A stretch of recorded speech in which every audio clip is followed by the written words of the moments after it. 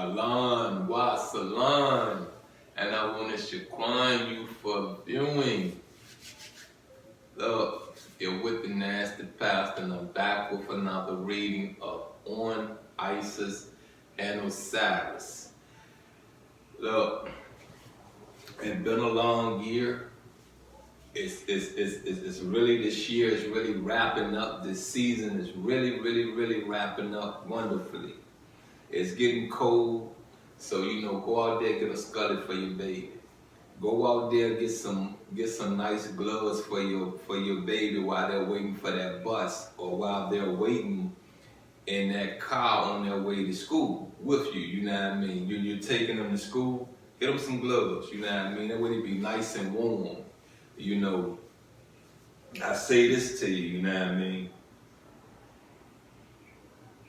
School is difficult, but please, let your children get their education and re-educate them when they come home. Please go over their schoolwork.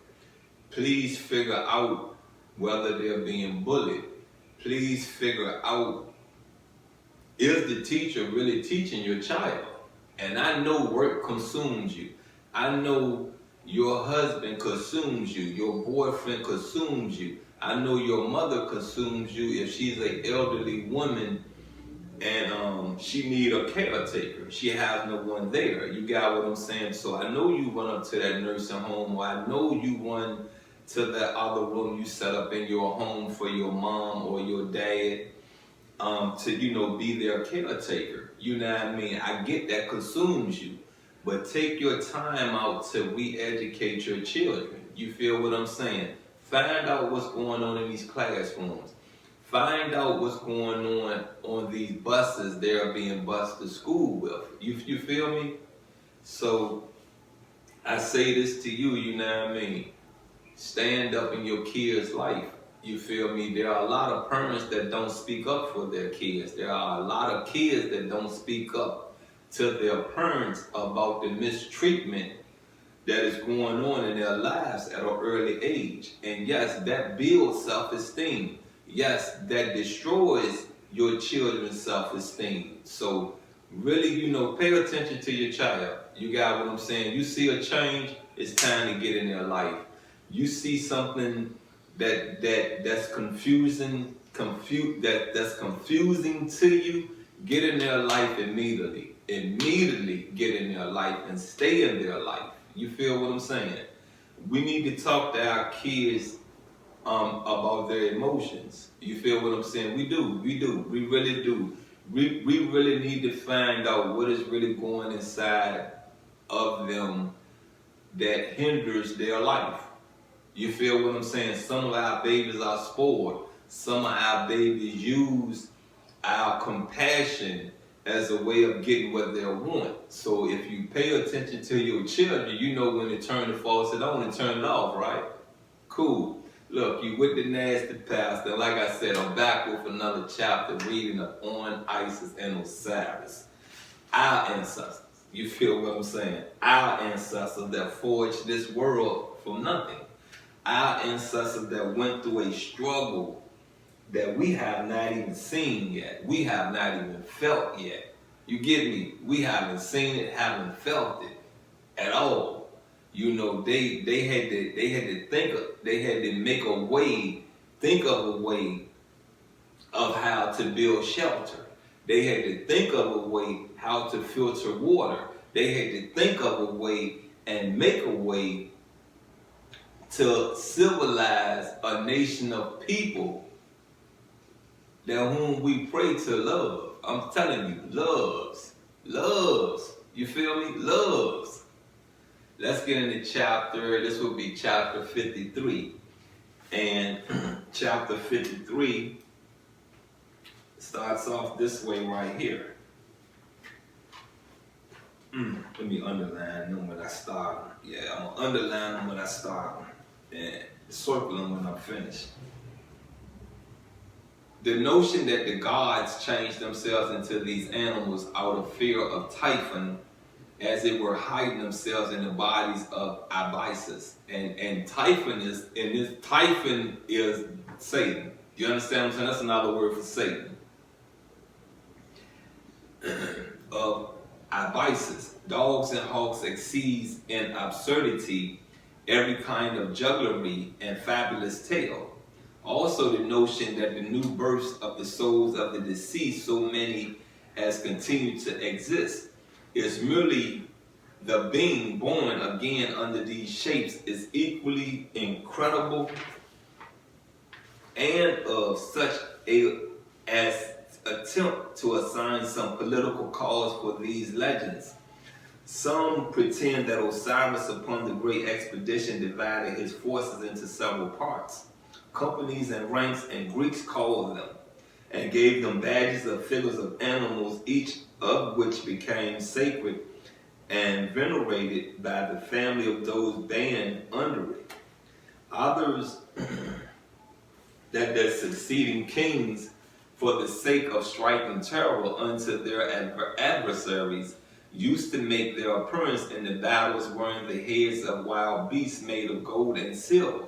But one of these clever and ingenious monarchs, they tell, observing that the Egyptians were naturally fickle and disposed to change and innovation, because they were easily cajoled whilst from their numbers they possessed irresistible and unforgivable strength and unanimity and joint action on that account, that them and everlasting superstition in the sowing of the ground as a pretext for unceasing this dissension among themselves. For inasmuch as the beasts, different kinds of which he ordered different tribes to honor and worship, behave with ill will and hostility towards each other, and are respectively inclined by nature to live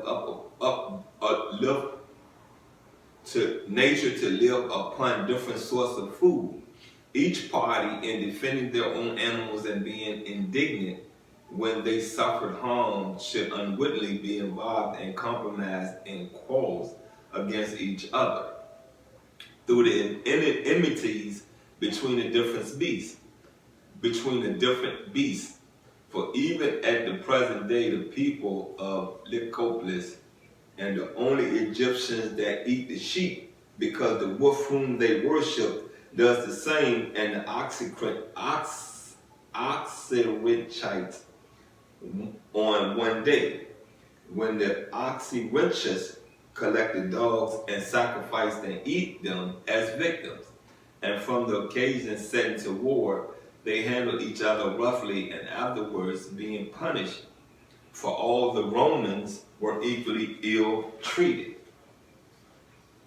And as many pretend that the soul of Typhon himself is divided amongst these animals, the fable may be thought to express enigmatically that every irrational and bestial nature belongs to the share of the evil spirit. I mean, can you agree with that? Can you see the devil in a chicken? Can you see the devil in a pig, a roach, a cow, a dog, a rooster, a cat? Can you see the devil in it? You know, I've seen pit bulls just come at you. You know what I mean? And I'm going to go ahead and be honest with you. And I've said it before. You know, I had a little pit bull come at me when I was riding a bicycle, so I just went and kicked it in the nose. I felt attacked. And I mean, that thing chased me about a half a block, to be honest with you. And I said, you know, son, I got to do something about this. Because for real, if it catch me and it lock onto my leg, then what? Then what? I'm done, right? Good. I feel I did right. If it was an injustice, you know my address.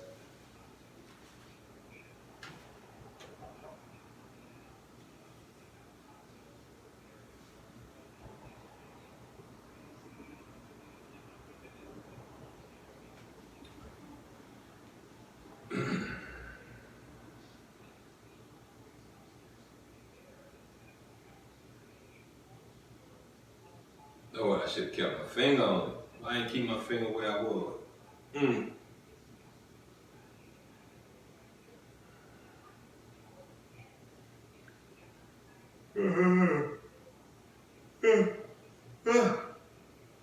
extraordinary degree, no, inducing to an extraordinary degree either pestilential diseases or other strange and inexplicable calamities. Then some of these honored animals do the priests leave out in darkness, quietly and silence. And at first they threaten and scare away the creature. But if it remains fixed, the ceremony of the scapegoat, then they consecrate and sacrifice it, as though this were some kind of punishment for its deity, or else a great mean of purification in the greatest emergencies. For in the city of Dishtayas, they used to burn men alive, as Manetho relates, calling them Typhonians, and by tossing their ashes in a winding fan, made away with the scattered the same. This, however, was done publicly every year in the dog days, whereas the sacrificing of the worship animal are sacred, taking place at irregular times according to the emergency, and are unknown to the commonality, except at which time the animals receive burial, when the priest produce some of the other animals in the presence of all, throws them along with the rest into the grave, thinking to retaliate upon Typhon's conduct and to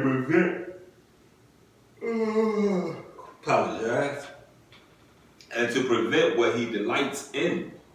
For the Apis, along with a few others, is reputed sacred to Isis, Osiris.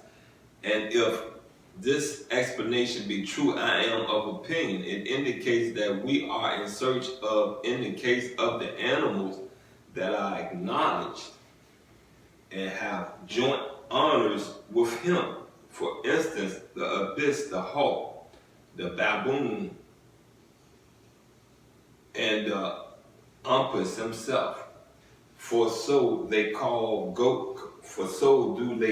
goat, that is at Mendes.